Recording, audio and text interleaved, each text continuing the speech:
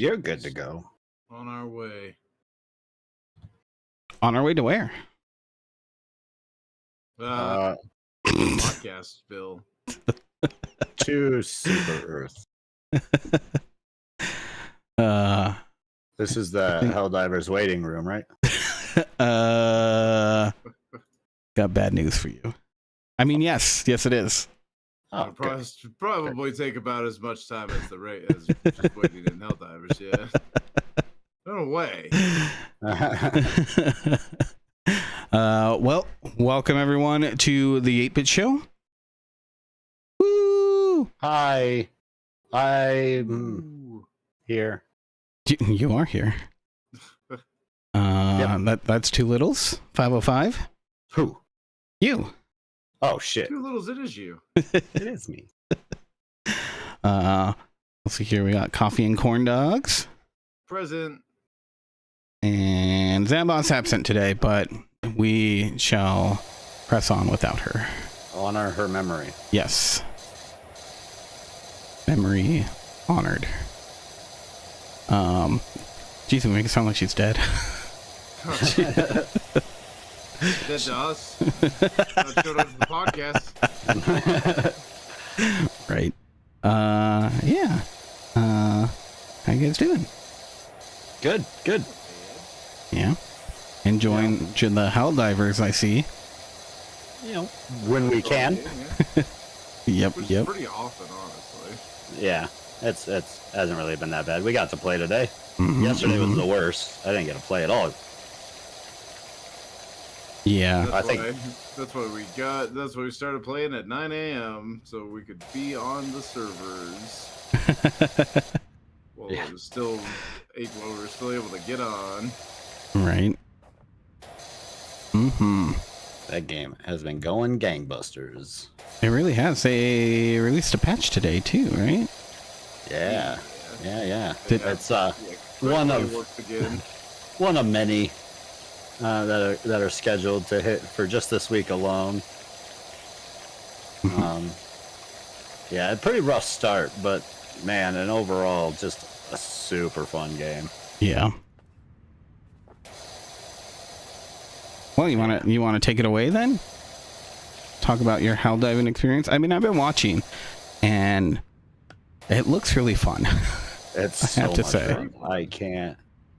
I mean, I think the numbers speak for themselves on it. Like most people do seem to agree that it's extremely fun. Yeah, we've been having a blast. I hear today, maybe the last few days, it's been getting a bit of a review bomb.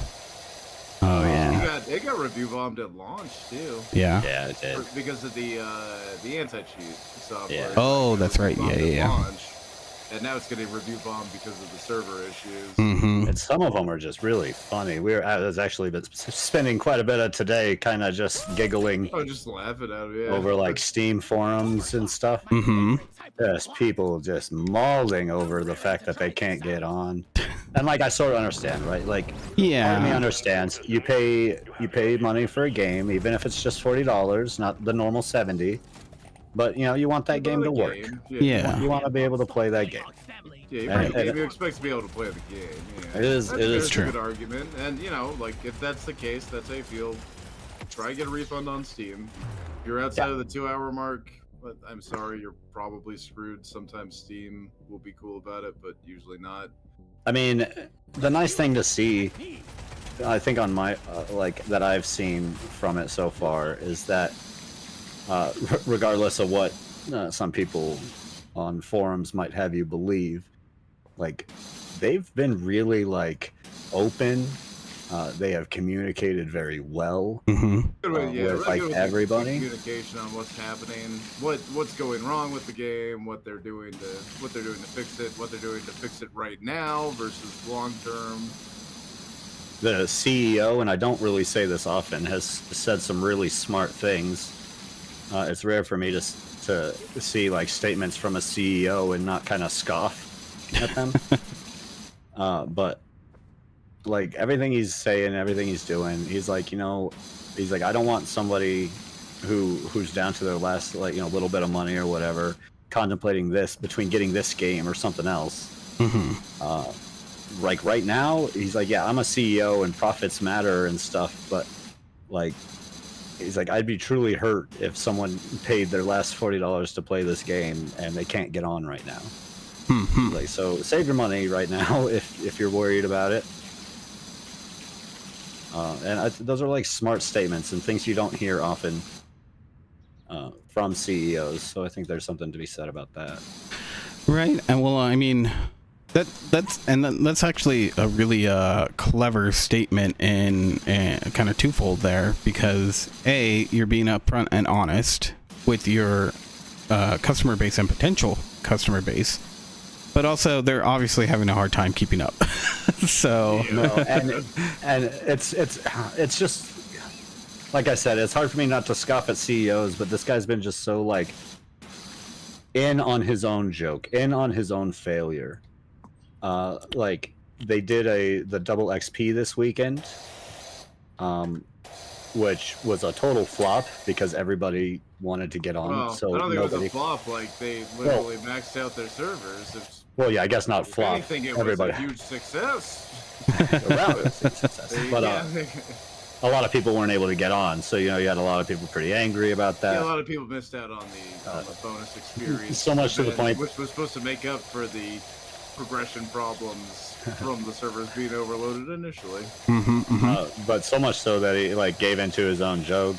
Someone commented it on Twitter, and he's like, "Yeah, that was my bad. I guess we learned something." And it's just something else. I don't know. Like, it seems to me they're making the right moves. I saw that there's one of the devs.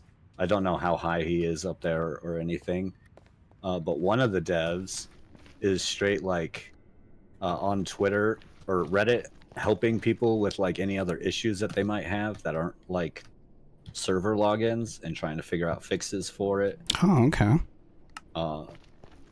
Like they're all a part of trying to help, so it's just kind of cool to see. Like, yeah, it's really cool, and it made me laugh earlier because I saw a complaint on Steam forums where some guy was like, "Was the devs just abandoning this game? I've heard zero contact from them." What do they want them to do? Email them directly, or? That's what I'm saying. Like, it was kind of funny seeing the post below it. They're like, "Man," do seem to want that. Yeah. So even some of the people are like, "Dude, I've had a lot of complaints right now about this game, but contact, that ain't one." that's not there, man. They're doing pretty solid on the staying in touch with everybody." Wow. Well, that's just probably the group of people who will complain about anything if they can. So there's always going to have those. There's always ways that development goes through it, right? Like you have different ones. You have the companies, and sometimes it works out for the best. You got companies like Hello Games did it. No Man's Sky dropped, and they were like nowhere to be, like no word one from them. It was very concerning for like 6 months. But on the fair side, they were working. So yeah, no, 6 months came out, and instead of just no contact, they were like, "Here you go. Here's a massive update," which they released. That's when they released the Foundations update. Update, something like that. Yep. And it really took off, right? Like it started to become. Yeah, I mean, else. Maybe not the best way to go, but no, it wasn't. But it was a way, and they proved themselves, and now since then they've been doing nothing but like keeping free updates and just an ever-growing game. Yeah, they made up for their mistakes. That's for sure. Yeah. So I think Arrowhead is off to a pretty good start on like fixing their mistakes. Not to mention that game is just so much fun. I will happily wait to be able to play that game. Every time I play it, I just big smiles on my face. The next thing we get is mechs. Another thing I love killing more bugs. Killing more than bugs is killing bugs in mechs. Yeah. Being in a mech is huge. Well, I guess the next thing we get is like functioning servers, but then mechs. Indeed. Yeah, no, I think overall they're doing a good job. I mean, considering it's like I don't want to say like out of left field, but it's a surprise hit, right? It was a little bit, yeah. It was a little bit of a runaway. They thought it would do okay. Yeah. They didn't expect it to flop or anything. Yeah, they definitely didn't have like the marketing that you would expect from a lot of games like that. In fact, like I had heard something about Helldivers 2 previous to it, but not like I paid much attention. Didn't really know what it was until like the PlayStation showcase thing that they did. Yeah. Like 2 weeks ago, 3 weeks ago now. And yeah, that was one of the games, and everyone was just like, "Oh, that looks like fun." Picked it up, got to play for like a week, and seemingly, you know, the streamers found out about it. You know, the streamers and stuff got their hands on it, and were like, "Hey, this is a fun game." Showed it to everybody, and now everybody's playing. I think TikTok helped with it and stuff, because that game is infinitely fun to just watch a little clip of a whole party getting just trashed by a bug. Very, very spectacle game. Yeah. I think it's funny. This game released, and Starship Troopers saw a resurgence in popularity. Oh, I'm sure. The past week. That makes sense. Which, okay, of course it did. Yeah. Of course it did. Super fun. What's everyone watching on Netflix tonight? Where is it streaming? I think yeah, it's on a Plex server. On a Plex server. Where it would be streaming today. But yeah, I don't like. It's just super fun, addicting game. I mean, if you don't, right now it might be a little rough to buy it, obviously. But I have a feeling they're going to get the server issues patched fairly quickly. Currently, it's like from statements. It's not a server issue. It's like a back-end coding issue. Oh, really? It's also, yeah, it's also an issue with like staff. They do not have a lot of staff. The game came out. Well, when the game came out, the studio had like 100 employees, roughly. Estimate. I don't know exact number. So. In 2023, they had 100 employees. Yeah.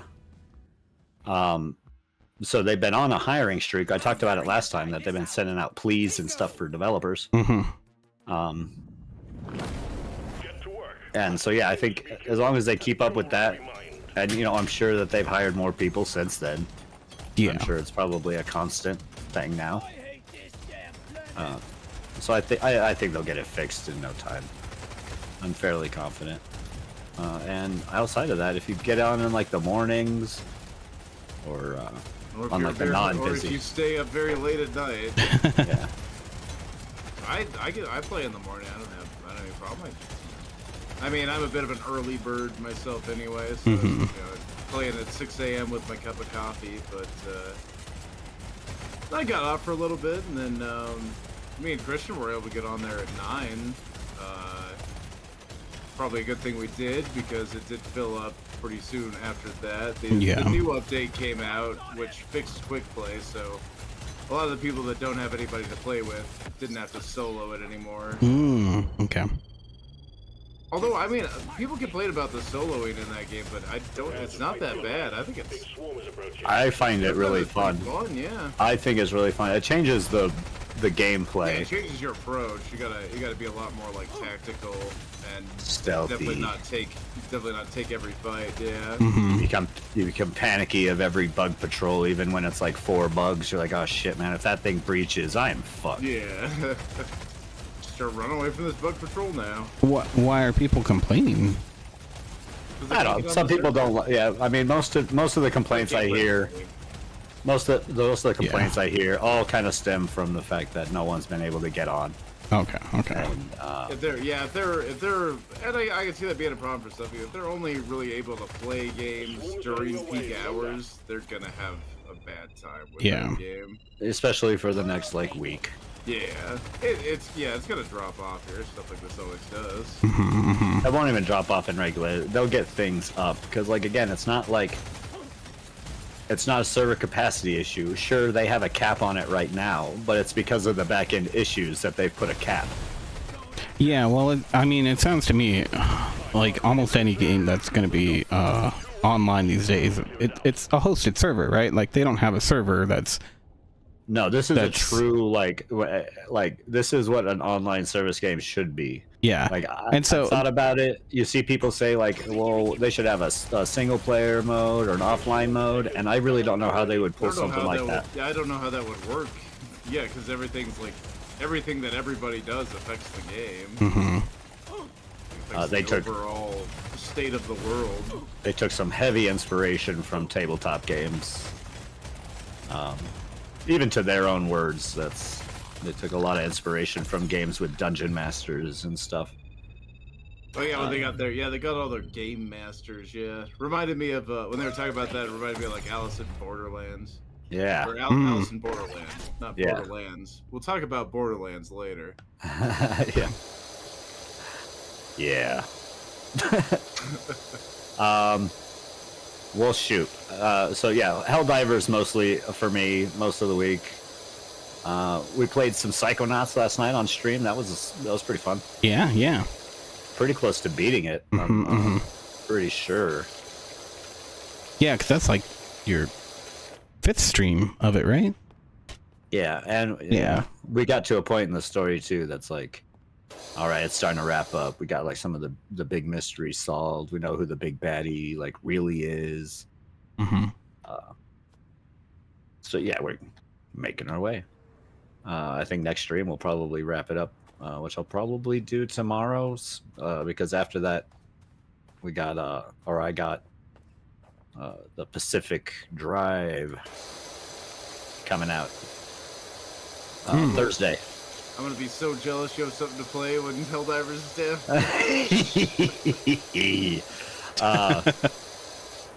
Yeah, pretty excited for that game. Other than that, I've been playing more Blasphemous, making my way slowly trudging through that mess. That game is so fucking hard. It feels like I played for like an hour the other night and got like 5% of the game done. Wow. And that was fucking slogging through it. It's not that this game's huge. It's just dying. You know. Death. Oh, I know. Yeah. If anyone hasn't yet, Frankie playing Celeste was fantastic. It was fantastic. It was really good. Pretty entertaining. But that's mostly it for me. Played like handful of other things. Currently playing Power Wash Simulator. Mostly because here in like a week, they're gonna release a new DLC for it. Oh, I'm kind of excited for. What's the DLC? Well, so I've talked about it before. Power Wash Simulator has like some really fun DLC, like collaborations. Currently, they have like a SpongeBob one. They have like Back to the Future, Final Fantasy VII, and now on the 27th they'll be introducing Warhammer. Oh, you'll be able to power wash some battle tanks. That's pretty cool. It looks like they're leaning into it pretty funny. The trailer was pretty good. Andrew caught me onto it because he knows I like my Power Wash Simulator. I did know that, yeah. And I just saw it on YouTube because I occasionally look at 40K stuff on there. I like my 40K. I don't love the community around 40K. Yeah.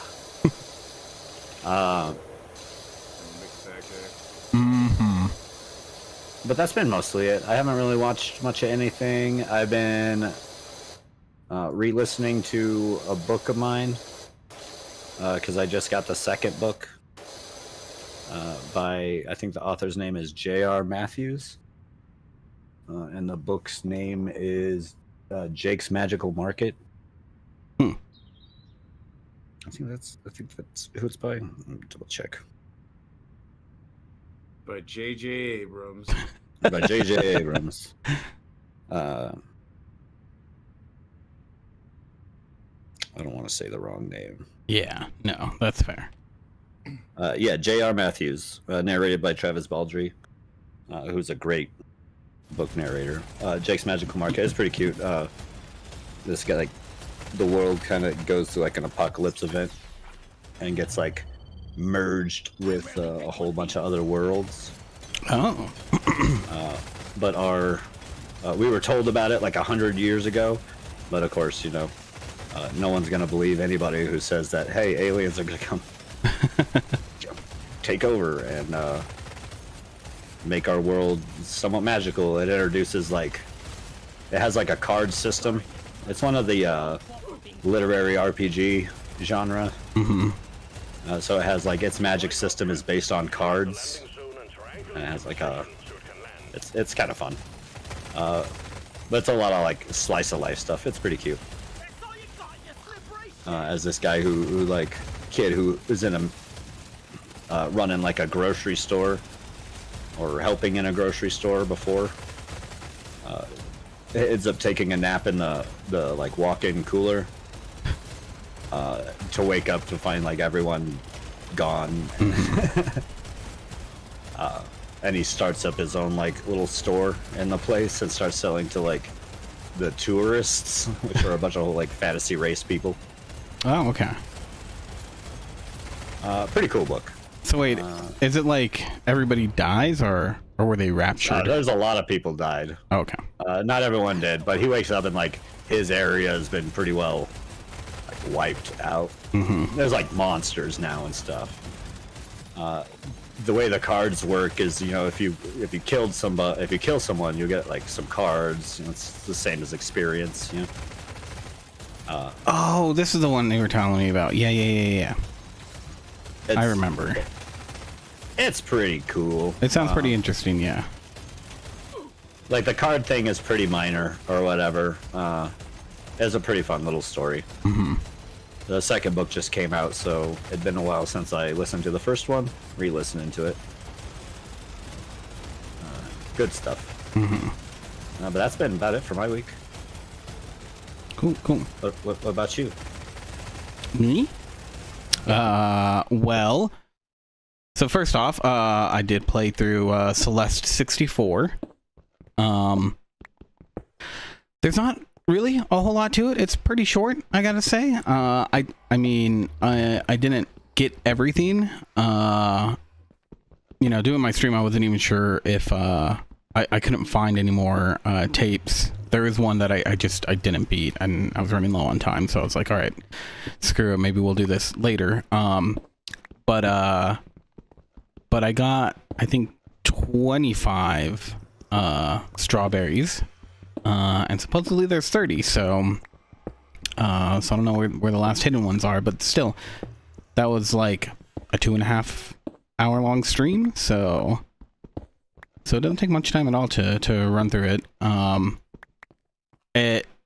It's interesting because some of the stages are incredibly hard, and since you're kind of like free to go wherever, because it's very Mario 64 style, you know, like when you first pop into the Bob-omb Battlefield,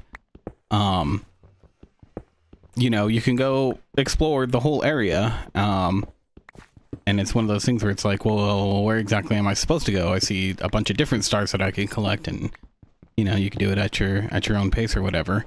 So I don't know if there's necessarily like a difficulty order, except for what I assume is supposed to be the last one because it's right by the credits.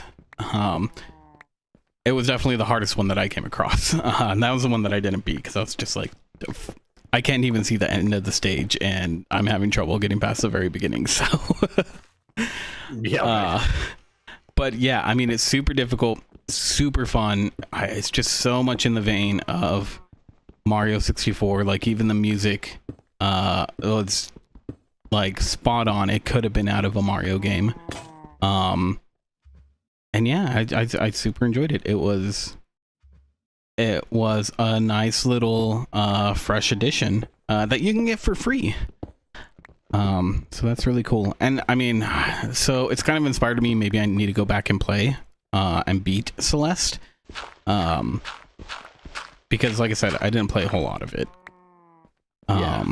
So I don't know, maybe I'll go and do that. But yeah, since it is free, it's one of those things where it's like, if you like platformers at all, it's something you should just check out. And really the best way to find it is just, search Celeste 64. And you'll find the site. So yeah, it's itch.io, right? Yes, I believe so. Yeah. So yeah, I mean, I think it's cool that it's just like, a game that they, I'm sure it's not very long and stuff, but I don't think it was ever meant to be. It's just to celebrate, Celeste's anniversary. And yeah, and they made it in, was it a week or 2 weeks, something like that? Yeah, so, like a week or two. Yeah. Yeah. So yeah, I mean, it was cool. It was a really, really good little game. So yeah, I enjoyed watching you play it. It was a lot of fun. Let me think. What else did? Oh, I finished season 2 of What If. Nice.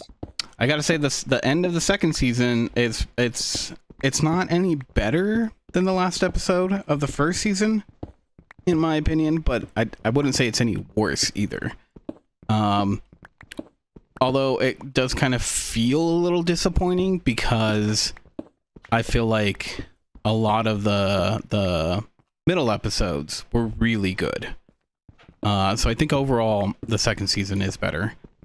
And I did look it up. The Native American character that they introduced it's like halfway through the second season.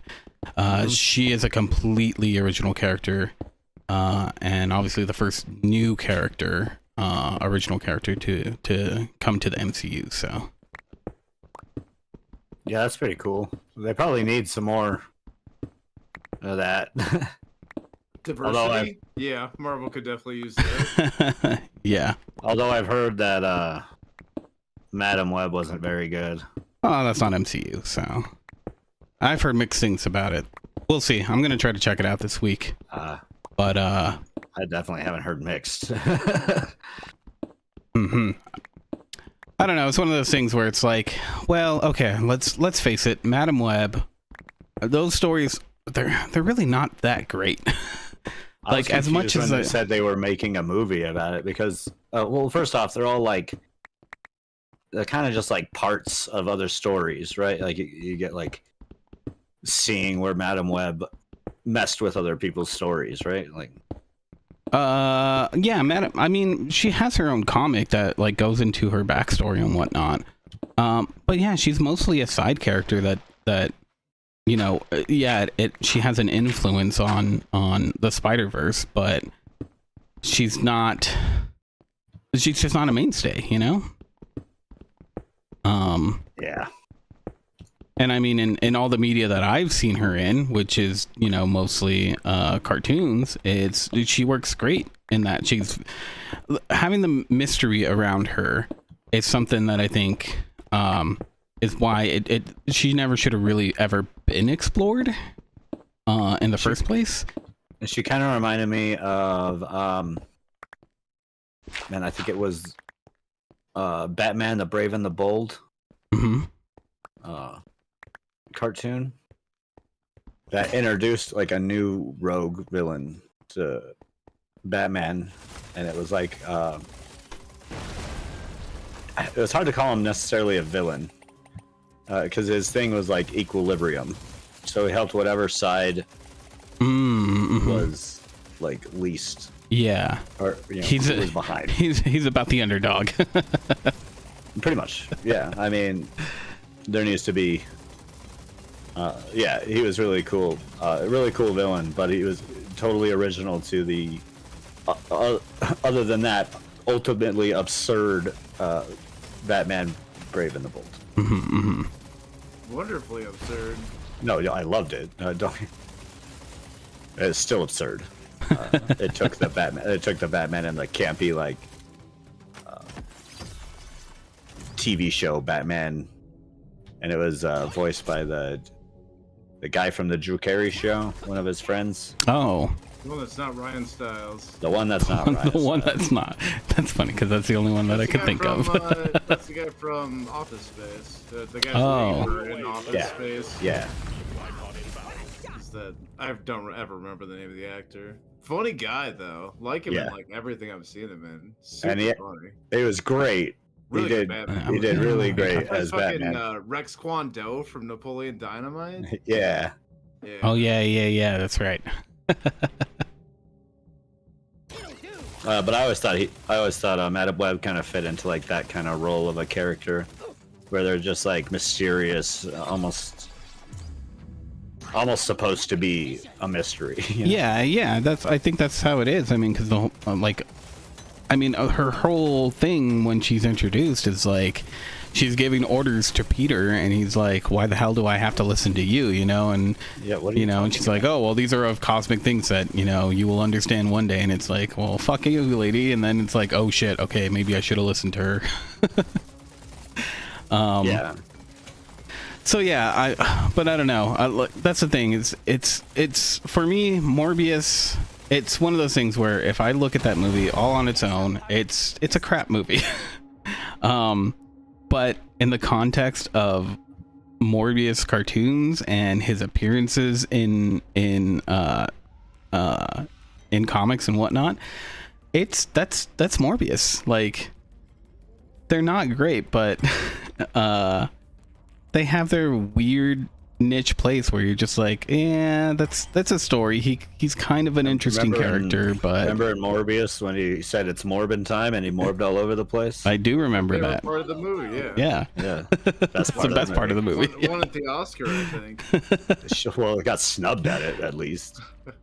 But so Madam Web could be this way where it's like, okay, so it looks like they're kind of doing a mashup of some of the Madam Web stories, and if it fits into that, then maybe it's okay for what it is. But I'm not banking on it being an amazing movie by any stretch of the term. So Right. we'll have to see. I don't know. I had kind of hopes for it because it was something a little bit more. They've had better hope with like the lesser known heroes. Mm-hmm. Say Guardians of the Galaxies, for instance, where they got to play a little around with it a little bit. Yeah. Well, I'm hoping that maybe this is some plan of Sony's to build out some sort of Spider-Man universe that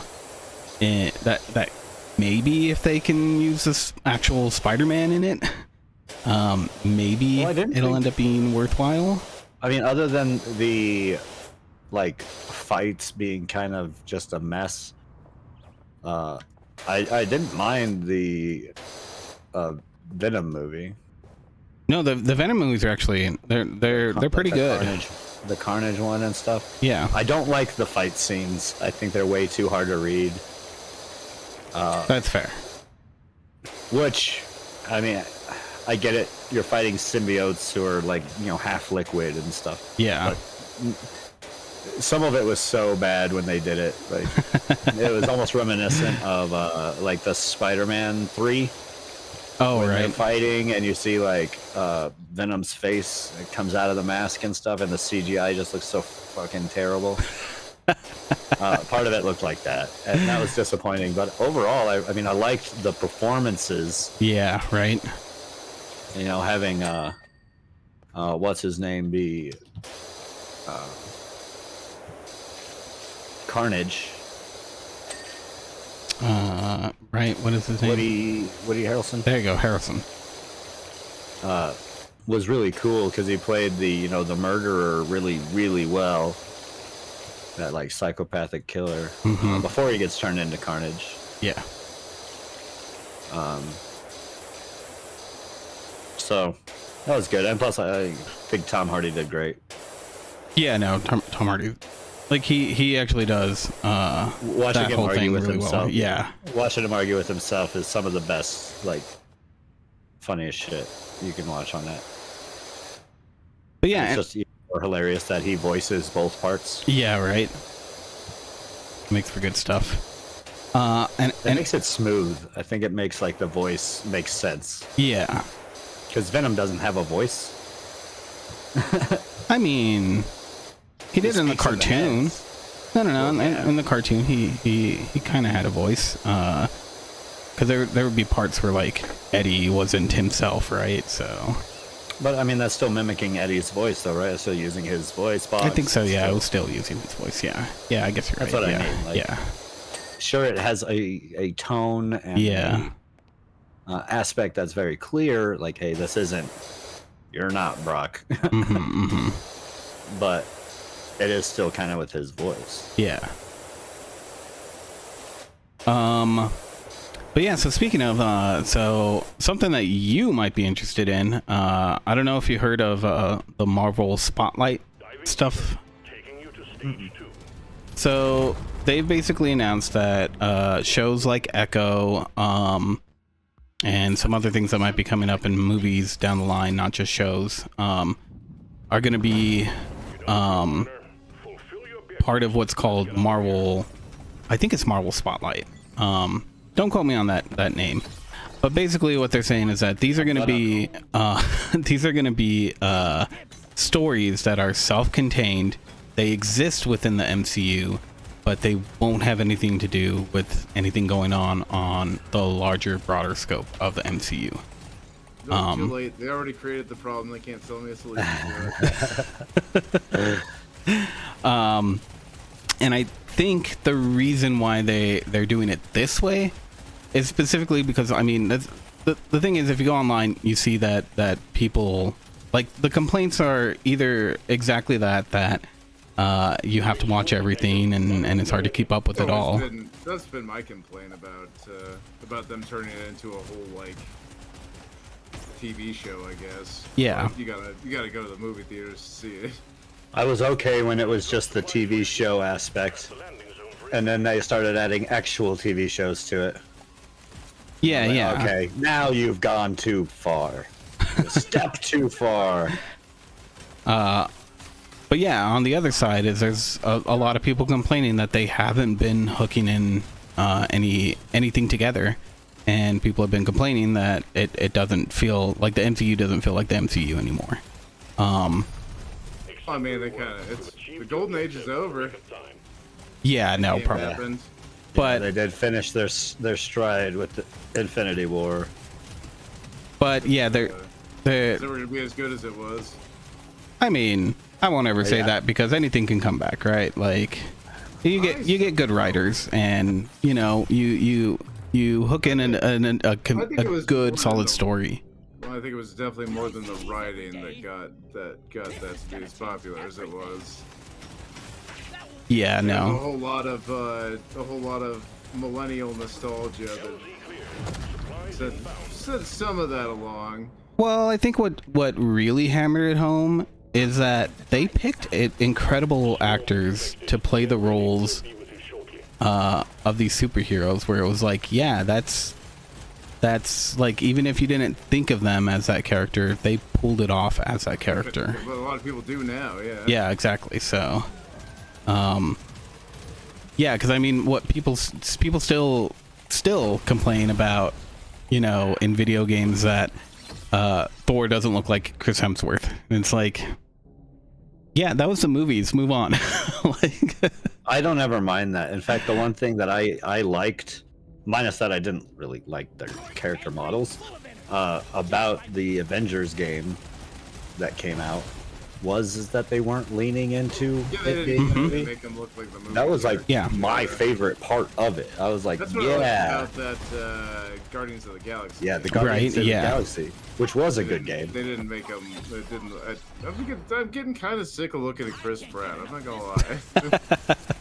I'm getting tired of hearing his voice. Why is he in everything? He's not. You know, he's not great. no, he just has a really good agent. That's what it boils down to. Oh yeah. And attitude. He stays pretty positive person. I mean, he has some things about him.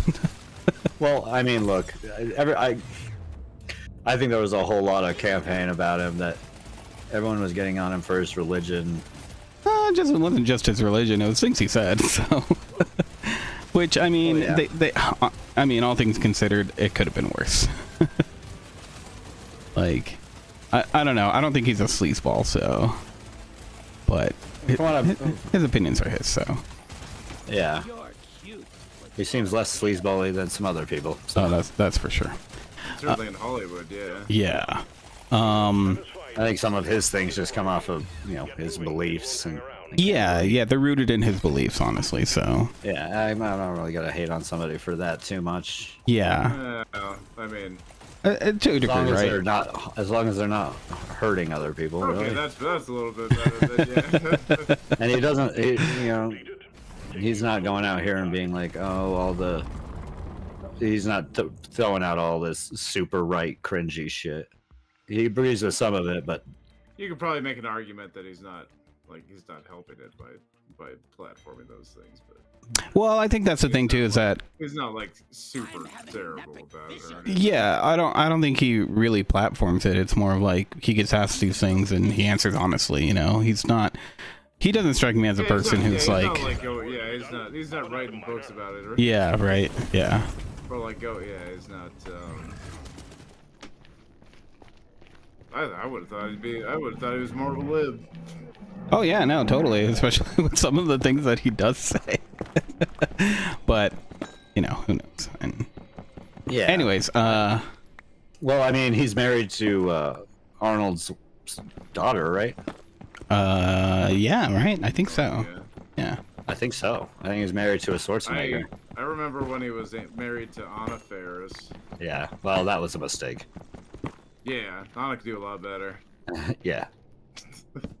I don't know. Actually, no. She definitely can't. That dude's like rich now. I mean, honestly, I know I've been talking some shit about Chris Pratt, but I'll marry you, Chris Pratt.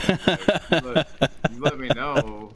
He's like got a financial security in my life. My point, I guess my point in the long run of that was like, Christian, don't interrupt me. I'm talking to Chris Pratt right now. oh yeah.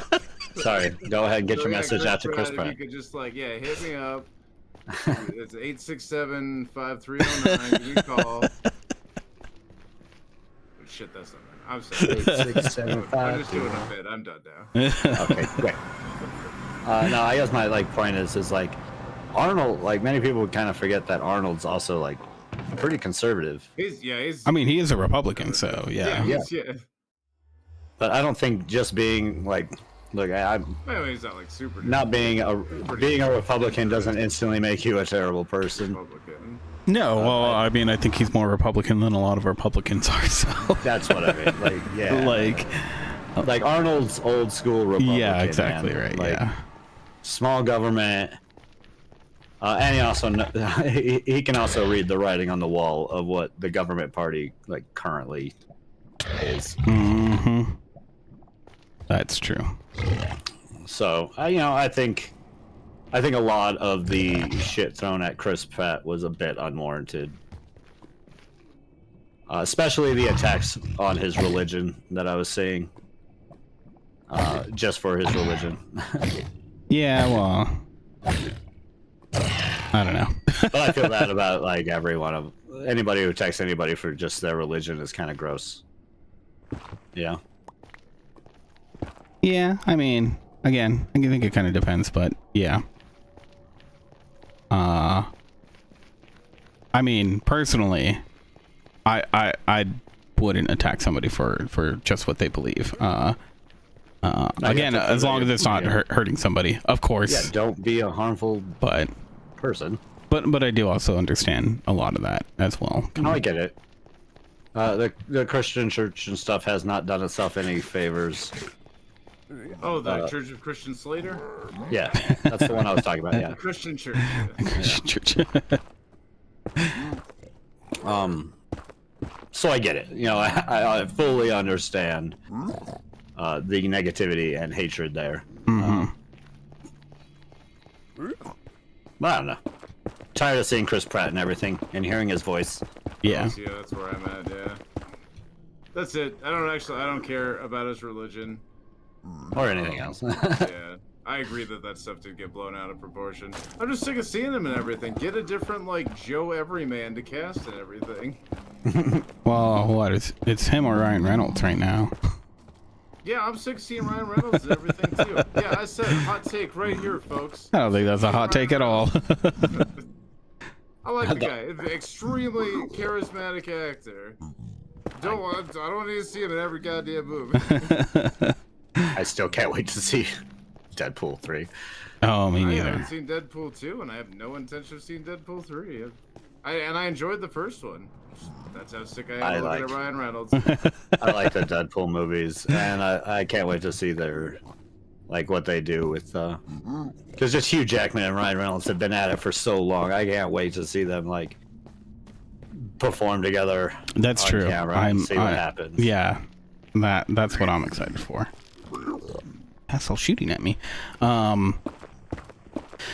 But yeah, I think that really covers it for me. So Andrew, you want to take it away?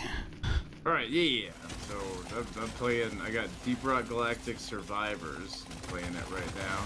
Mm-hmm. Already played it a bunch. This is the game that I now play when I can't play Helldivers. The Helldivers waiting game. Mm-hmm. So this is a survivor game built on. They're built off of the like Deep Rock Galactic franchise of space dwarf mining. That's pretty fun. So I'm sure you guys are all familiar with that. Of course. It is a pretty popular game. I am a dwarf and I'm digging a hole. I Sorry. think that was about Minecraft. That was Minecraft. Still applies. It does. I say it does. Yeah, you do a lot of digging, both in this game and the original game. Yeah. I mean, it's basically a survivor's game. Like not doing anything too crazy with the survivor bullet heaven genre. Mm-hmm. But the theme's fun. I've always liked Deep Rock Galactic. So yeah, it's really good. Yeah, all my friends that also play Deep Rock Galactic have been playing the crap out of this. If you like survivor games and you like Deep Rock Galactic, this doesn't have multiplayer. I don't think this has multiplayer. Oh no! I hope they get it. It does have Space Wars though. Got all the stuff from Deep Rock, just survivor flavored instead of. I mean, what was called? Well, extraction shooter is what Deep Rock is. I don't know why I was wondering what to call that. It's extraction shooter. I've only been playing the crap out of an extraction shooter lately. That's an extraction shooter? You call that an extraction shooter? I call it a queue game. Because all I do is wait and queue. Cute. Queue crew. I'm just kidding. They don't have a queue. They don't have a queue. There's a random lotto of up to 2,000 players, like a minute, based on like availability on the servers, but up to 2,000. So even if there's more than 2,000 available, they'll let 2,000 in at a time. Their servers are so bored. Oh, guys. They're trying. They are trying. There's a number of guys all working on it. 24/7. But yeah, pretty fun little survivors game here. Released for $10, so you know. I think it was on sale at release too. Yeah, well, yeah, it was 10% off. Yeah, so I only paid $9 for it. Oh, okay. Very enjoyable having. That's a pretty good time.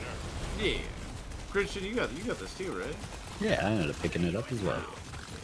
It's a cheapy one. I like my survivor type games, anyways. Yeah, me too. I like roguelike games, and so those fall right along with it. Right. Well, you know what's coming out next in the Deep Rock Games universe? Deep Rock Galactic Games universe? I do, but Deep go ahead Rock and tell us. Dude, but I like it when you say it. I like the way you do it. Yeah, they're putting out a roguelike. When is that coming out? No news on that. They've announced its existence and development. When they announced it along with announcing this game that I'm playing, but when they announced this game, they put out a demo for it. When they announced the other one, they didn't have anything for it.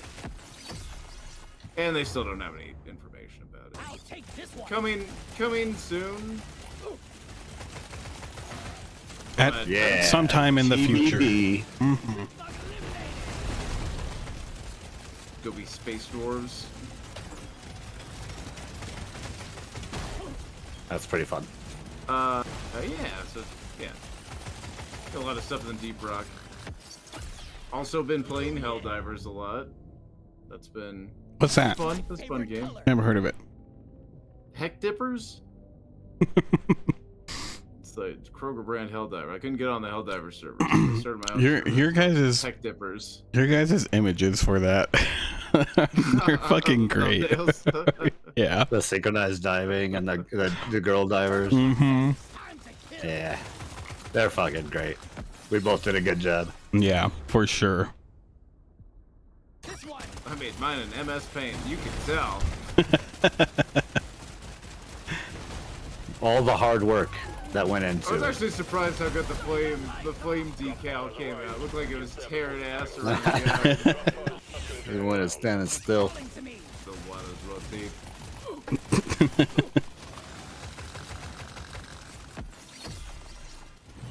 What else you got? good. Pretty sweet. See, other than that, that's about it for games. Just been playing. I've been switching back and forth between Deep Rock Survivor and Helldivers.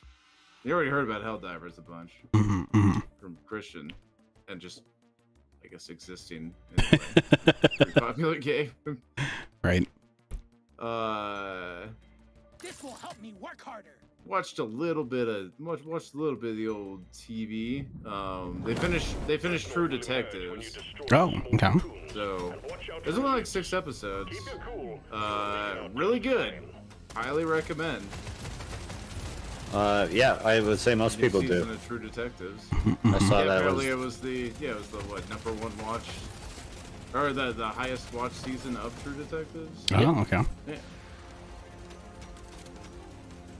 Which kind of makes sense. The first one was the best one. I feel like the first one and this one now are kind of tied for best ones. You kind of need the first one, not that they're related in any way, but it helps to have the first one because it makes this one seem a lot more clever in what they're doing with this one. Because I mean, show of hands, who's seen season 1 of True Detectives? I'm raising my hand. I'm not raising my hand. Oh, okay. I have not seen. I raised mine. Well, not really. I'm holding a mouse, but in heart, I raised it. In spirit, I was with you.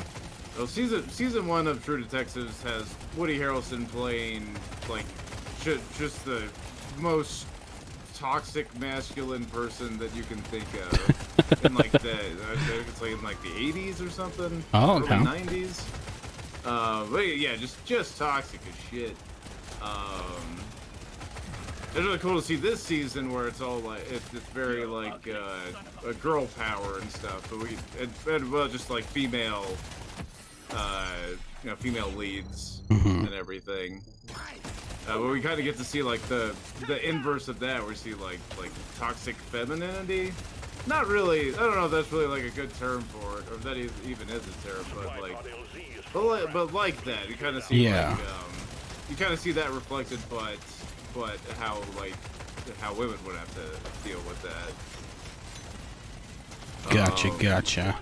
Really good though. The last 2 episodes went super hard. Really, it was a little slow and weird at first. I wasn't sure where the show was going, but they brought me back with the last 2 episodes. Yeah, really good stuff. And honestly, like the ending wrapped up the mystery really nicely. The whole season, I'm like, what is that? Is there like ghosts and shit going on? What is happening? But the end of it explained everything, wrapped everything up nicely. Yeah, it was good. It's good mystery. That's good. That's good. I kind of forgot, with all the like crazy shit that was going on, I kind of forgot that it was just like basically a whodunit. So when we got to the whodunit part, I was like, oh yeah, that's really cool. Yeah. It was someone that I was suspicious that they did it when they first introduced the character. And Was it the first human they ran across? Just wondering if they went with the Scooby-Doo method. Oh shit, basically though. No, it is someone who's like introduced pretty early on. Mm-hmm. Which I also like. They don't throw you a curveball at the end of the show where it's like, oh, is this random character that we never mentioned before that actually did it? Ooh, what a mystery! You never saw that coming. Like really good ending, really tight ending for a mystery. I liked it. It's good. I'm so glad. It's nice to see a return to form for True Detectives because the second season of that was terrible. And I didn't watch the third season. I think I only watched like the first episode of the second. That's all you gotta. That's all you gotta see to know. That's the best one. The second season? The first episode of the second season is the best episode of the second season. Oh, okay. Well, yeah, I guess that's fair. Yeah, that's what I mean. Yeah. Yeah, it just gets worse from there. That's unfortunate. Yeah, well, I understand the third season was a lot better, and people received it really well. People who actually ended up watching it, not me, I was done with the show already, but people who ended up watching it liked it quite a bit. When I watched this, watched an Irish horror movie called Double Blind. It was really fun. It was like it wasn't like the most amazing movie or anything, but it was a really fun horror movie. A tight 90 minutes. So I do like what I saw the premise that it wasn't going to be a premise that they could stretch out over a very long time. So it's a tight 90 minutes. The premise is it's called Double Blind, and then it's these like people taking place in a double blind test for some new medicine that some company is developing. Okay. And yada yada yada. They start doing the testing. Weird things start happening with them, and they end up leading up to like the premise of the movie and what's explicitly stated in the trailer and everything. They end up in a state where if they go to sleep, they will die. Oh. The movie really like kind of silly bends over backwards to get them into this premise, but it happens. And then they end up getting like locked in the test facility for 24 hours with this thing going on where if they fall asleep, they'll die. And they can't get out for 24 hours, and they could get this taken care of if they could get out.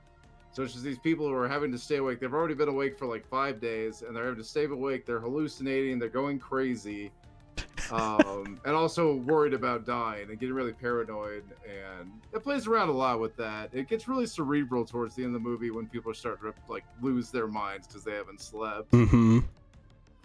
I was surprised how good it was. I thought it was going to be just a cheap little popcorn flick, but just the level they get into of like people getting like paranoid and getting kind of crazy from the lack of sleep was really interesting. When I saw the trailer and someone runs up to him and is like, "Guys, if we go to sleep, we will die," I was like, this movie's gonna be dumb, but it wasn't as dumb as I thought it would be. It's a fun premise, and at the tight 90, it's a good amount of time to explore that premise. Anything more than that would have been you'd start thinking about it too much and nothing would make sense anymore. It's dumb.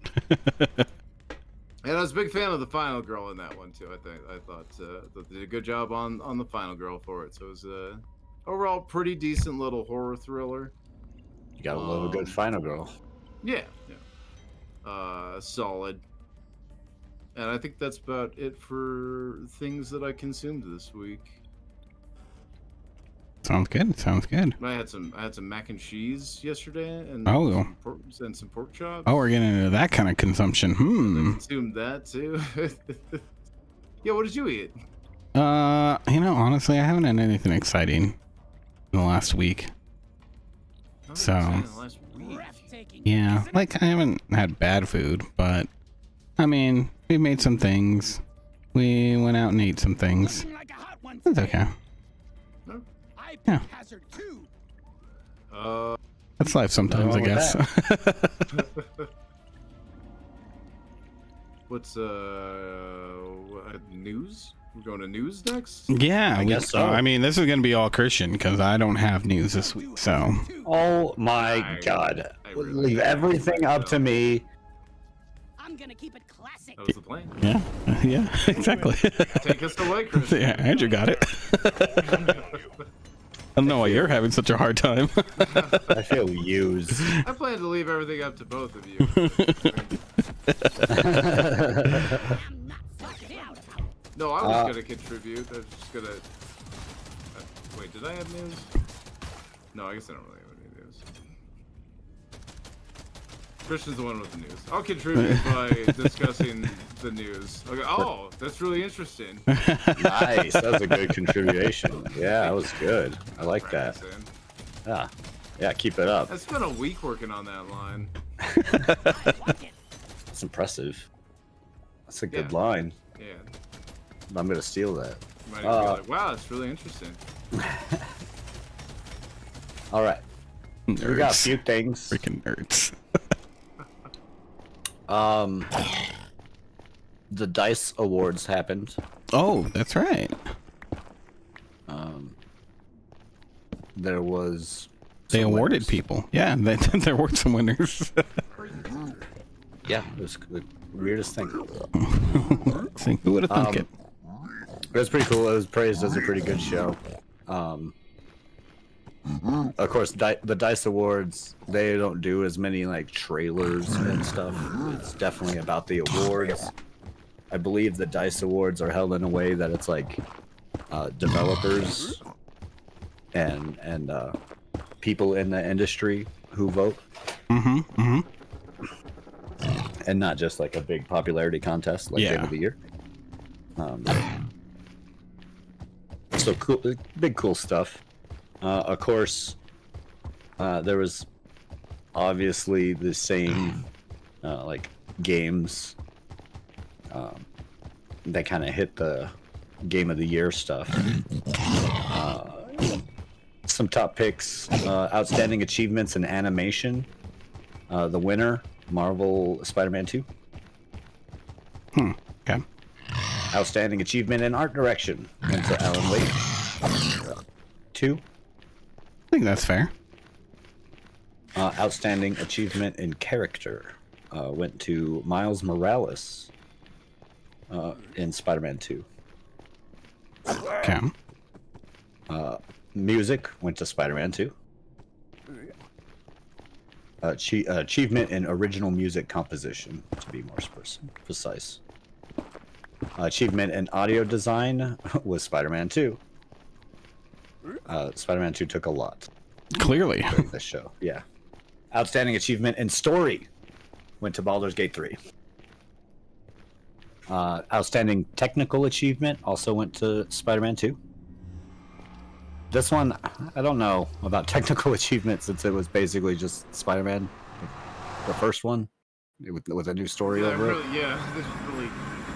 And that game's basically just the Batman Arkham games. But with web slinging.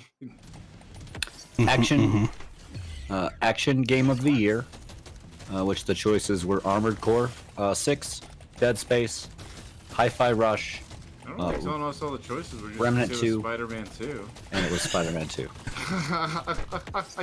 I didn't even know you were gonna say it was Spider-Man. He nailed it. I knew deep down that it was gonna be that, but actually know that was the answer. Adventure game of the year between Alan Wake, Cocoon, Dave the Diver, Star Wars, Jedi Survivor, and Legend of Zelda: Tears of the Kingdom. Tears of the Kingdom 1. You just keep telling me things that are like kind of Obvious. duh, yeah. Family game of the year went to Super Mario Wonder. No, that makes sense too, yeah. Fighting game of the year went to Street Fighter 6. Racing game went to Forza Motorsport. Role-playing game, you'll never believe what one role-playing game. Oh, that 40k game that came out, Rogue Trainer. Ooh, you were close. It was Baldur's Gate 3. Well, I've never even heard of that game. Strategy simulation game of the year was Dune Spice Wars. Yeah, that was a pretty good game. Yeah. It went up against some good ones too. Against the Storm made Against the the Storm list. was also very good. I really like that one. Actually, I might like Against the Storm more than. That's a personal thing, though. That's a personal taste, yeah. I think that is true. I think objectively, Dune Spice Wars is probably better than. I think it's a more fleshed out, full Yeah. RTS experience. Yeah. Then- Whereas, Against the Storm is something for people like us that have played a bunch of RTS. Yeah, it's my favorite part, just the beginning. Immersive reality technical achievement went to Horizon Call of the Mountain, which was a VR game. These were all VR games, by the way. Immersive reality game of the year went to Asgard's Wrath 2. Outstanding achievement for an independent game went to Cocoon. Some pretty good ones on there too. Dredge showed up on there. Thirsty Suitors and El Paso Everywhere, which were all pretty. And Venba. I didn't play Venba or most of the other ones, but Dredge. Dredge is great. No one cares about mobile game of the year. Online game of the year went to Diablo 4. I mean, somebody might care about mobile game of the year. I don't know how Diablo had anything. Well, I will say that mobile game of the year did go to somebody I felt deserved it. The choices were Gubbins, Hello Kitty Island Adventure, the Honkai Star Rail, the Genshin, the sci-fi Genshin Impact, Oh yeah. Terra Nil, and the winner was What the Car, which is like What the Golf, except you're trying to park a car. Okay. Yeah. And What the Golf is really fun puzzle game that takes the whole idea of golf and shoves it in its own face. I thought that was just how you play golf. Me too. I thought And then golfing was so strange. I went to the golf range and they were like, we were playing it all No, wrong. it's like, do you have 10-pound balls? And like, You don't? You said the normal kinds. How do they walk? How do you walk? Outstanding achievement in game design. Here we'll get into the bigger ones. Legend of Zelda: Tears of the Kingdom, Super Mario Wonder, Dave the Diver, Cocoon, and Baldur's Gate 3. The winner was Baldur's Gate 3. Baldur's Gate 3 also won Outstanding Achievement in Game Direction, and it won Game of the Year. And it won my heart. And it won my heart. Yeah, that is very, very true. I love that game. Pretty cool. They actually, unlike the Game Awards, they were actually given plenty of time to Oh yeah, that was still bad at the game. to have a speech, Nobody got to do anything. which kind of ties into my, I guess, my next bit of news. Did I put that here? Yeah. Baldur's Gate.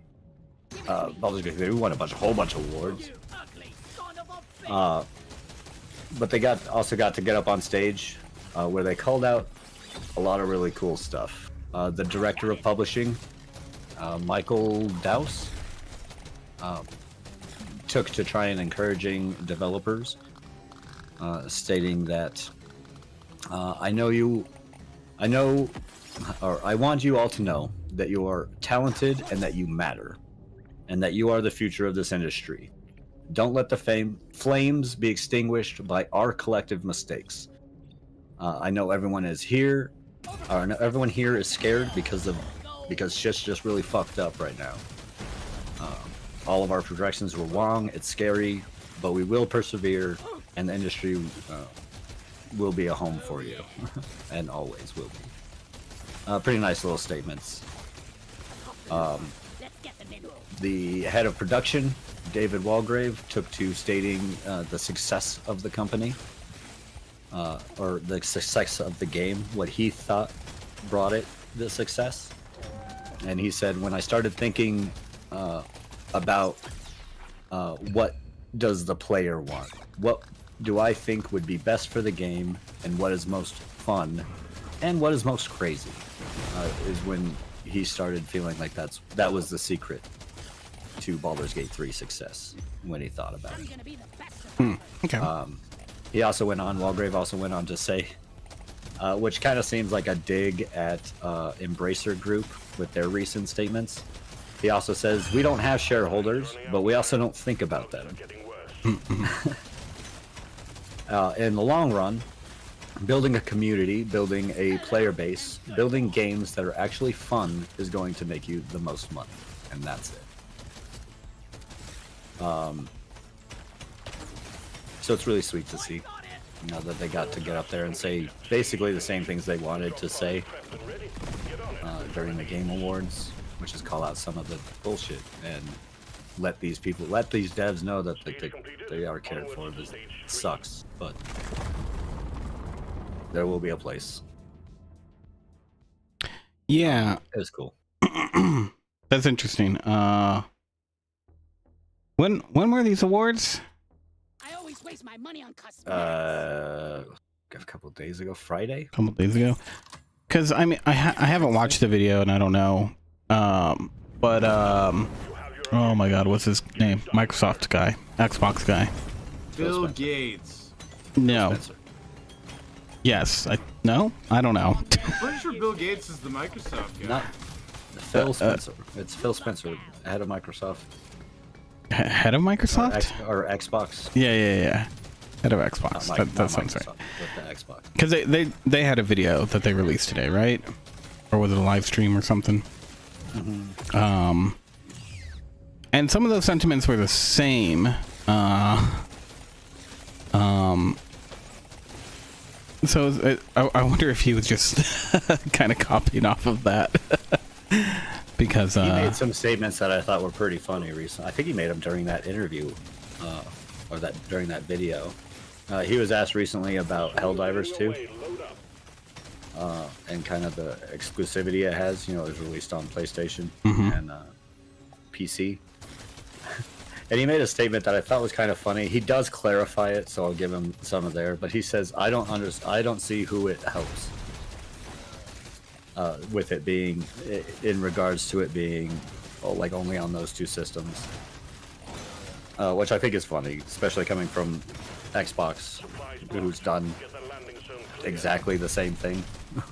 I mean, exclusive games. They're a lot better than any other of the gaming companies, so... Well, there's also been a big push, and this has been recent for him, and he admits to this. This is why, like, I think it was funny that he said that, but he also admits in the same interview that, you know, they've done it. We get it, you know, to sell your console, have those things. But he wants to see us move away from it. Like, he wants to see the end of exclusivity overall. And he wants Xbox to be a platform that when developers or whatever join them, they have an access to all of the platforms, like all that they can. And I think that's a good statement to bring. It was just kind of a silly statement to come up, like, don't tell me you don't understand, like you don't know who it benefits. You know exactly who it benefits. You're one of the people who benefit from said things. Well, but I think he's right too. Does it actually, like, is it really benefiting them? Like, Xbox is not doing well compared to PlayStation, so like, no, I mean, obviously their IP isn't selling the consoles that they need to. So from his standpoint, it's not as beneficial to him as it is for Sony. Yeah, I just think it was a silly statement. Much better. To tie into that. Speaking a little bit more about Baldur's Gate 3. Not really guess about Baldur's Gate 3. I talked about last week. Fallout had like a big DLC mod thing coming. Fallout London. I think I talked about last week or the week before. I've mentioned it before. Yeah. Fallout London, big old mod that's happening for Fallout 4. Really ambitious. The creators who are doing it, really giving it all. It's like a whole group of creators from the mod community. They're releasing the Fallout London official release date has been set April 23rd. Interesting. It looks huge. What's really cool is that they even got some like famous voices to help them. Oh. On top of having many in the Bethesda modding scene do a lot of voices, which could equal some pretty fun dialogue. Not gonna lie, I know the modding scene can't be the best of actors. Yeah. You also got a popular YouTuber, Call Me Kevin, is going to be a voice. And from A Plague's Tale Requiem, Anna Dimitru? I can't pronounce her last name. Sorry, Anna. Is it French? It's probably Yeah. French. It's definitely. Americans are notoriously horrible with French. It's not our fault that they made all their sounds weird. So Anna will be joining the voice acting as a pretty big star.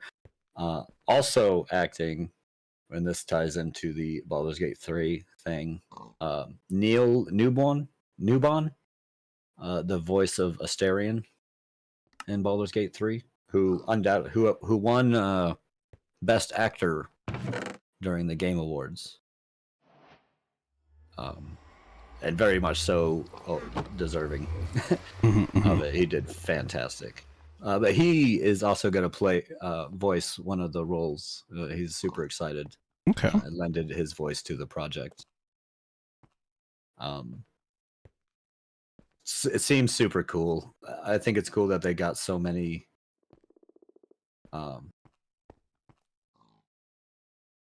cool people to make such a cool thing. I've always wondered, when it comes to Fallout, about what happened and what it looks like overseas. Right, the only thing we've ever played in Fallout is America. Mm-hmm. So I've always just kind of wondered, and they kind of explain it in a few things. A lot of the world is just ruined, but it can't all be. So what does the rest look like? And I think it'll be cool to see. I'm excited. I'm gonna have to check it out. Yeah, for sure. It's cool that there's a space that's now here where their modders are able to do these sort of things, honestly.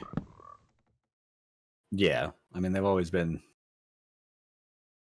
Yeah, modders are like the lifeblood of keeping like single player games, especially Bethesda games, going. Well, I mean, even back in the day, you remember like freeware games, like when you would get a map editor with the game that you got. Oh yeah, dude, I played. Morrowind had a map editor, and I played around with that. Mm-hmm, mm-hmm. Never implemented anything huge, but I mean. Oh yeah, no, it was fun doing shit like that. It's great. Let's see. I got more. I saw some recently. Sega had a thing. Sega. Yeah.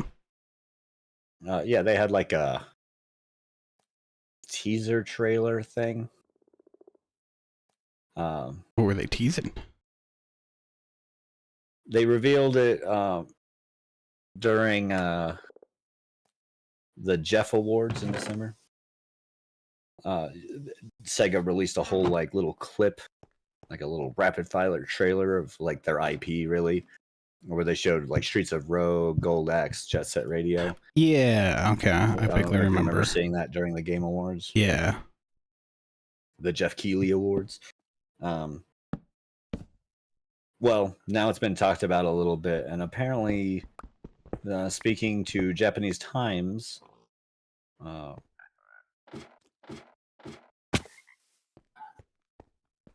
said that they're developing a AAA title into Crazy Taxi. This kind of worries me a little bit when like developers and higher heads up start throwing around AAA and quadruple. They just like to chunk the letter A at their games like it means something anymore. They're gonna try and charge us $70 for that game, aren't they? It's quadruple A. They have to. And say it's a triple A. It's a triple A Crazy Taxi remake, though. Well, honestly, I'm just waiting for the quintuple A game to come out. So, Like, it's hard to say. That's what I would wait on. It's hard to say entirely. He didn't go into any like clarification. They just clarified that they don't have any independent projects just yet, and they're in collaboration with a lot of the Sega studios, different things like that. But again, we don't know what he means like that. There's so many things. Like, could it be an open world game? Is it going to be a live service game? Like, what do you mean by the AAA? Like, what are you saying? Mhm. We don't know anymore because you guys have skewed AAA to the point that we don't know what that means. it's never been well defined, but the way that I've always looked at it is AAA is just how much money gets spent on it. That's usually what I've considered. It's like budget. Yeah, Right? Like, yeah. we spend a lot of money or an exorbitant amount of time, Mhm. exorbitant amount of time and money to make this game. Yeah. It seems like the time thing has fallen off, but exorbitant amount of money still hasn't. So I don't know. I'm a little worried. I liked Crazy Taxi back in the day, Mm-hmm. but I don't know if I would like a Crazy Taxi that was like open world. Like, part of the appeal of Crazy Taxi was its like arcadiness, right? Like, Yeah, I mean, I guess it can depend on what they're doing with it. You know, I mean, well, I mean, I guess open Hit and Run was great, but yeah. Well, I mean, open world. I mean, that's kind of a term that's also changed over time, right? Where it's like, I mean, all it really means is that the world is bigger, and you can go wherever you want. To the other. Yeah. So, I mean, is that? That doesn't tell me anything about the game, really. Yeah, I mean, if it's Crazy Taxi, but now the world's just bigger. Okay. Like, I don't know what that means beyond that. So. Yeah. I just hope it doesn't mean anything bad, because I would Yeah. like to see the reemergence of some of these titles, right? Jet Set Radio, Crazy Taxi, Streets of Rage, Golden Axe. I'd love to see like some of Sega's IP come back. I really would. Agreed. But I don't know if I want to see it like this, and because I don't know what they mean. So please show me some more, because currently very hesitant. I guess last but not least, just today we got our first look at live action Borderlands movie. Oh, did we? Yes. Oh. Sir. Released a couple images, couple promo images, a teaser for the trailer that's supposed to drop tomorrow, and movie poster. How does it look good? No. What they're showing off? No. Oh. No, it looks worse than I would have thought. Oh, really? Oh. Yeah. It looks so heavily CGI'd that I'm seriously wondering why they didn't just go with the decision to like cell shade everything to make it feel like the game. Because of how much CGI they used, it doesn't seem like it'd be that much harder to go ahead and do. So it's not even stylized, it just looks like No, it's bad it's definitely CGI. covered in bad Garbage, right. CGI, yeah. wow. If you want, I can go ahead. I could probably set up my OBS. Oh, Pick it up. I'm looking at it right now. I'm about to Even the pictures, do even that. the screenshots that they show I have some don't look casting. great. I have some casting objections as well. Yeah, okay. I mean, I don't know how much you know about the casting for the movie yet. We'll let Frankie take a peek at the image before we continue on with that terrible. I think there's Let's one see. casting choice that I think could be okay, and that's kind of it would have been pretty easy for a lot of people to make that character work. Okay, let's see. I'm over on IGN right now. Let's see. Oh. Trailer tomorrow. Okay, replay this little. There's a teaser. Yeah. There's a teaser for it. It's not long, but even just looking at the movie poster, ooh, like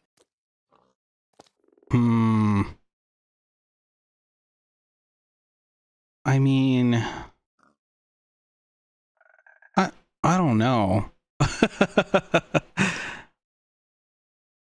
like There's You some see- funky you see the- decisions. I'm see the casting choices conflicted. here? Yeah, How do you feel about Kevin Hart as Roland? yeah. I mean, How do you feel about 54-year-old Kate Blanchett playing Lilith?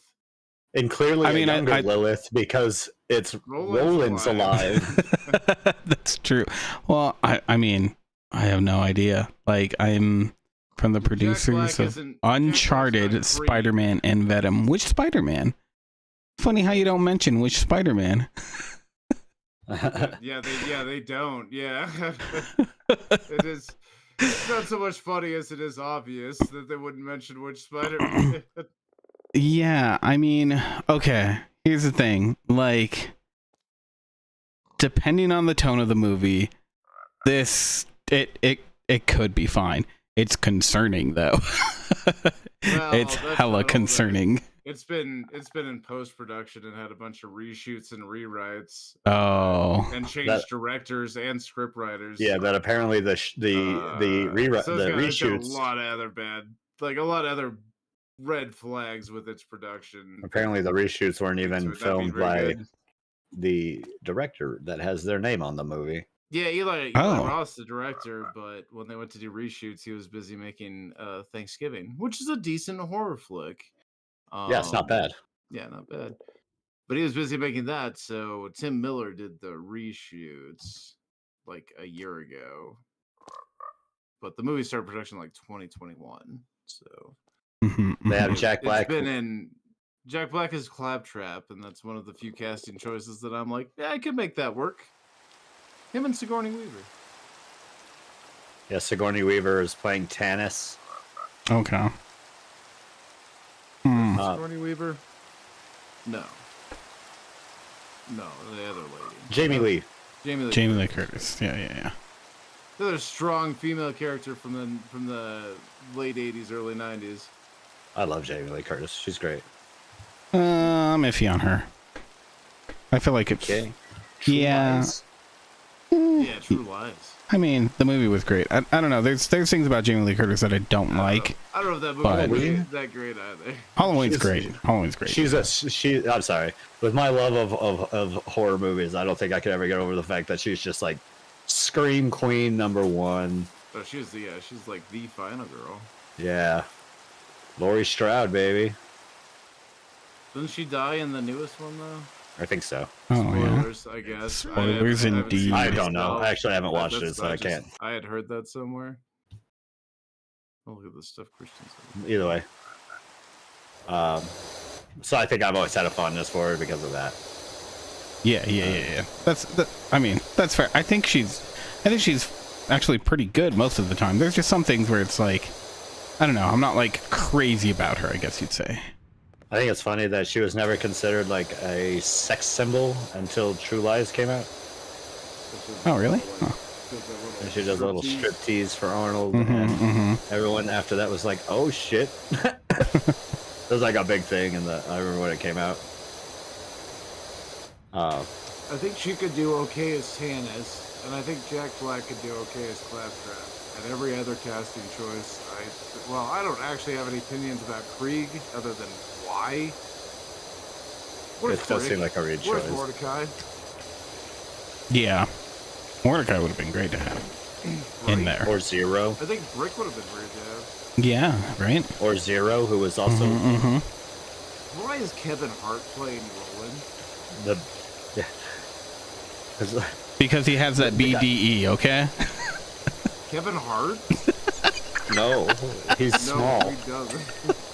He has that. He has that popular comedian know. turned bad actor energy. What do you call that? The PC. The Eddie Murphy. A-E. Nailed it. The Eddie Murphy. The Eddie Murphy. Yeah, but he was actually pretty fun in movies. Yeah, and He like, made a lot of fun Like movies. The Golden Child. Golden Child, Beverly Hills. oh my god, Gone? that's right. Mm-hmm. Golden Child was one of my favorite movies as a kid. It's like the perfect adventure movie. Yeah.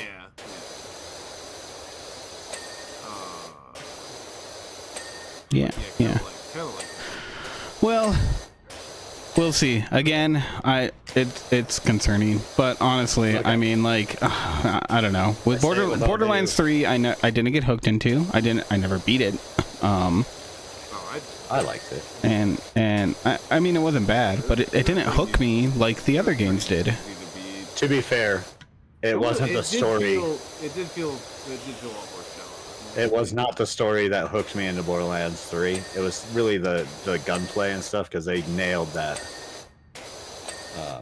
Borderlands 3 is by far the best playing Borderlands. But as far as story goes, you have a lot more sense of momentum when you're Borderlands 3. You can slide, you can kick things, like kick the barrels and stuff. Like I said, the gameplay I really loved from 3, and I think it's the best. The story was lame, though.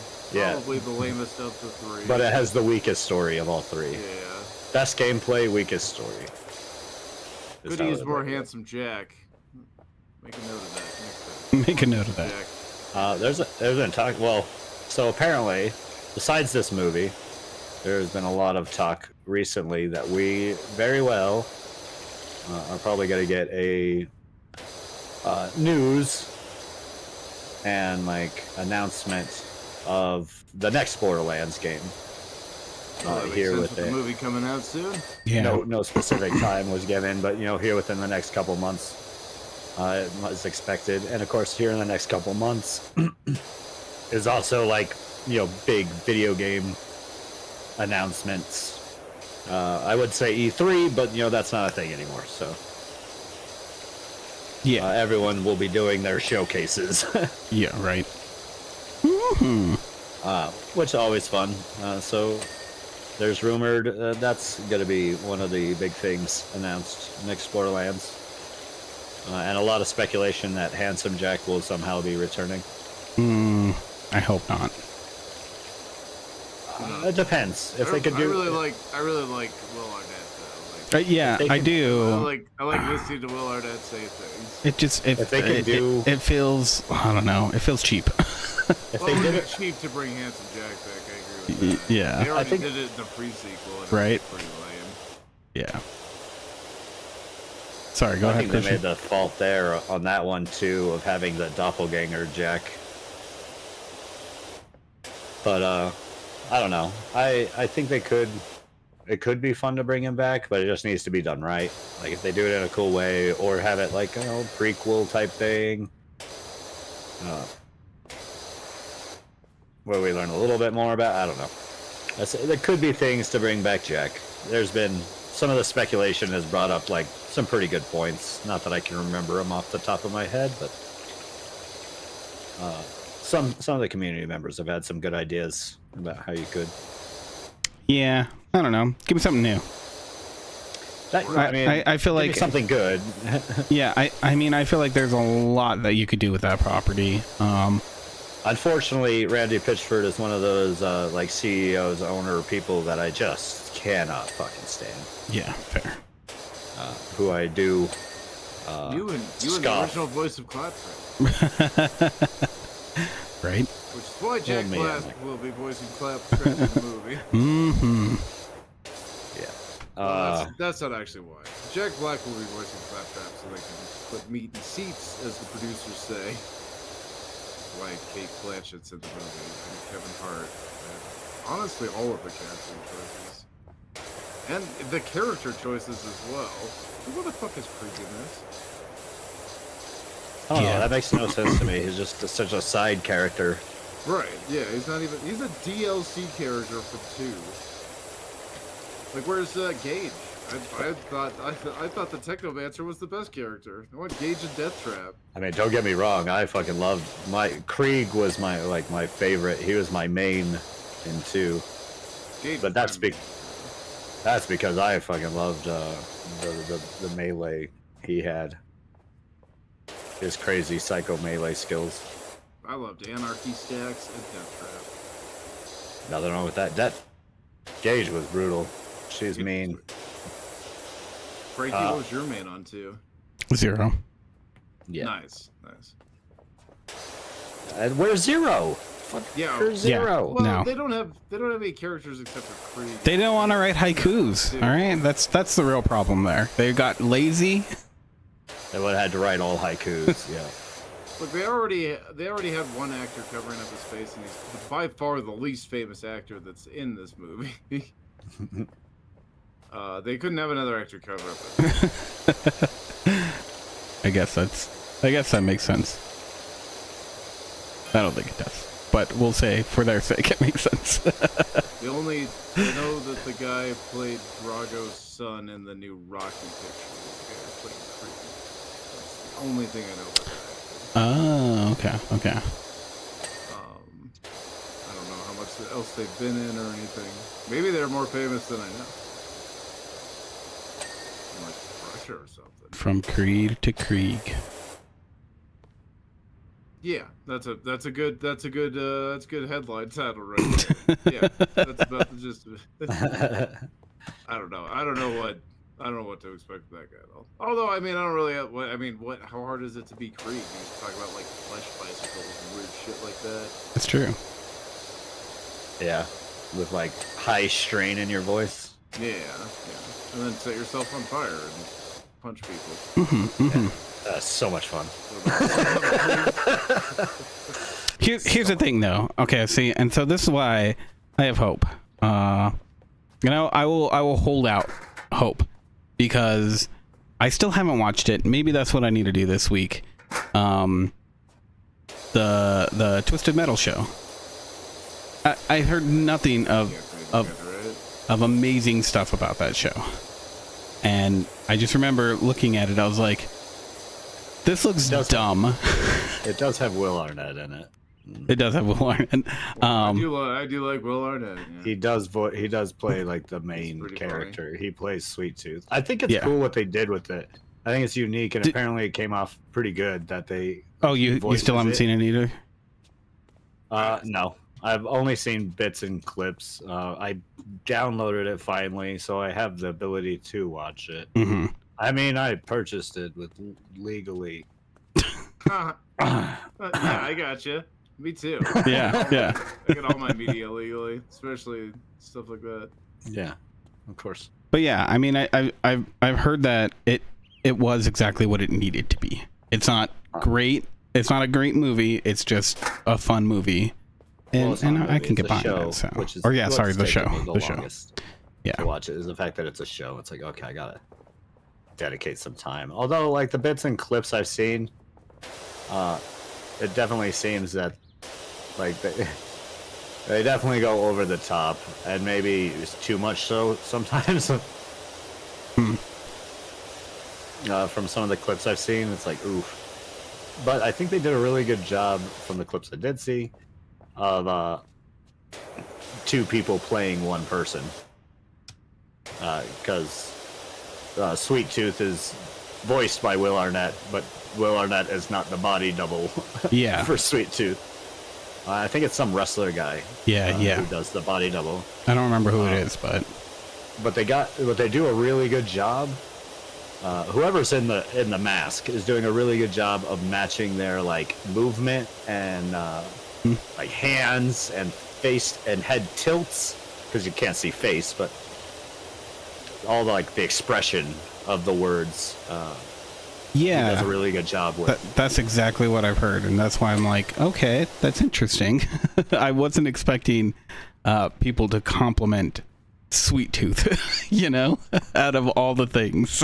Well, he is like the main thing. Yeah. Like, there's some other people from the games apparently, but he's like the main character. Really, I mean, it makes sense. Really.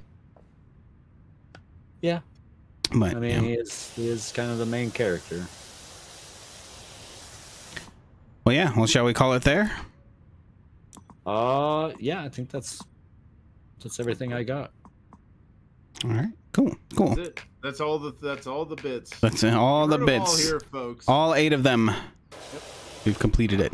We've done the things. Every little Nice.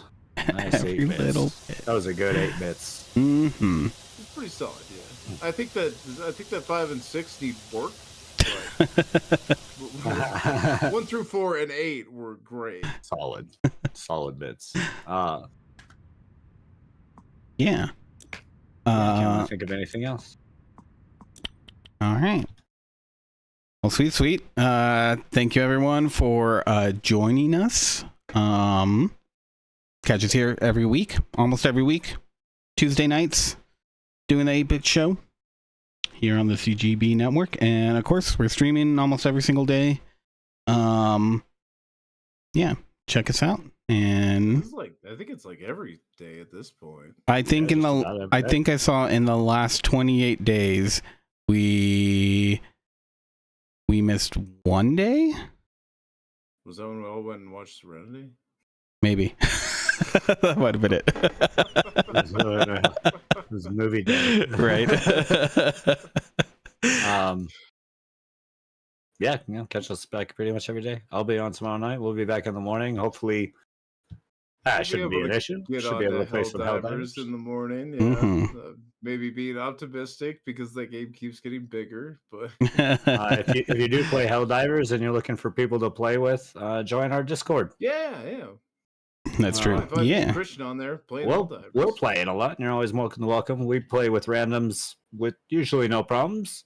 Don't be a tool. We might shit talk. We might shit talk about you as well. Well, we will 100% do expect that. Although expect that. it's not personal to you, Rando, that I'm shit talking. I will also be shit talking Christian throughout the entire match. I'm terrible at game. He's okay. I have some pretty good ones. I'll show off my skills eventually. I got some cool shorts coming with that. All right. Not really. No, I not really. I got the short where I team kill everybody coming. Do so much better. Well, good, because I do have the one where I team kill our whole team on accident. Man.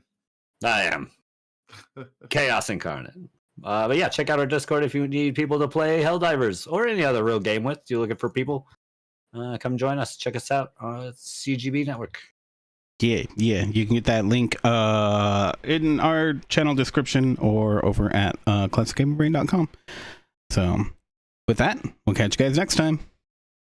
Bye. See you later.